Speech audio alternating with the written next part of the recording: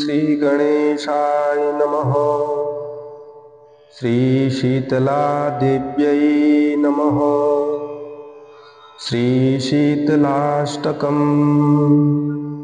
ॐ अस्य श्रीशीतलास्तोत्रस्य महादेव ऋषिः अनुष्टुप् शीतला देवता लक्ष्मीबीजं भवानी शक्तिः सर्वविस्फोटकनिवृत्तये पाठे विनियोगः।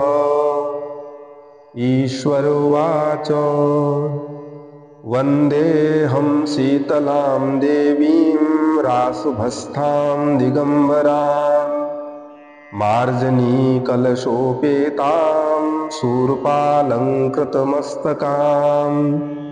वन्देऽहं शीतलां देवीं सर्वरोगभयापहां यामासाध्यनिवर्तेत विस्फोटकभयं महत्। शीतले शीतले चेति यो ब्रूयाद्दाहपीडितः विस्फोटकभयं घोरं क्षिप्रतस्य प्रणश्यति। यस्त्वामुदकमध्ये तु धृत्वा पूजयते नरः विस्फोटकभयं घोरं ग्रहे तस्य न जायते। शीतले ज्वरदग्धस्य पूतिगन्धयुतस्य च प्रणष्टचक्षुषः पुंसः वामाहुर्जीवनौषधम्। शीतले तनुजान्नोकान् नृणां हरषि दुश्चजान् विस्फोटकविदीर्णानां त्वमेकामृतवर्षिणी। गलगण्डाग्रहारोगा ये चान्ये दारुणा नृणाम् त्वदनुध्यानमात्रेण शीतले यान्ति संशयम्। न मन्त्रो नौषधं पागरोगस्य विद्यते त्वामेकां शीतले धात्रीं नान्यां पश्यामि देवताम्।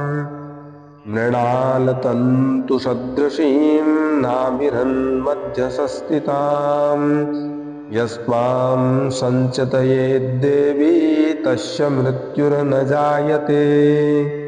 अष्टकं शीतला देव्या यो नरः प्रपठेत् सदा विस्फोटकमयं घोरं ग्रहे तस्य न जायते।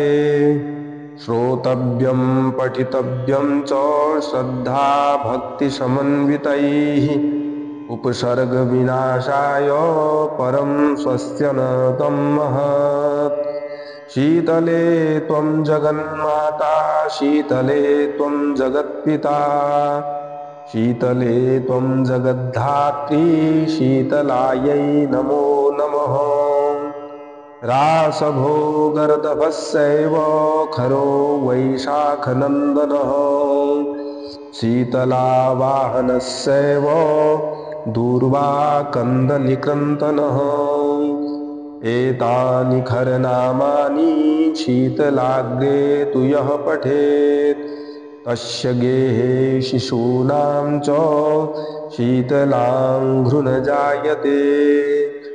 शीतलाष्टकमेवेदं न देयं यस्य कस्यचित् दातव्यं च सदा तस्मै श्रद्धा भक्तियुताय वै।